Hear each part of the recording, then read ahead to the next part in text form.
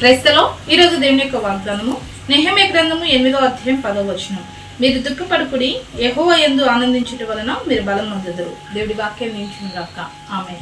అవును, దుఃఖపడుతున్న ప్రతి ఒక్కరితో దేవుడు చెప్తున్నాడు, ఏ విషయంలో మీరు దుఃఖపడుతున్నారో మీరు దుఃఖపడుకుడి, దేవుని యందు ఆనందించుట వలన బలం పొందుకుంటారంట. దుఃఖపడినప్పుడల్లా మనం బలహీన పడతాం కదండి, చేతగాని వారు అవుతాం కదా.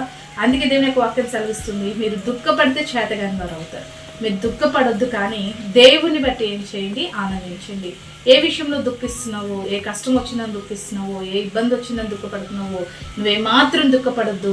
దేవుని బట్టి ఆనందించు, దేవుని బట్టి సంతోషించు. ఎందుకంటే దేవుని బట్టి ఎవరైతే ఆనందిస్తారో సంతోషిస్తారో. ఎందుకు ఆనందిస్తారో, ఎందుకు సంతోషిస్తారంటే దేవుడు వారికి కలుగుతున్న ప్రతి దుఃఖాన్ని తొలగించుటకు సమర్థుడు.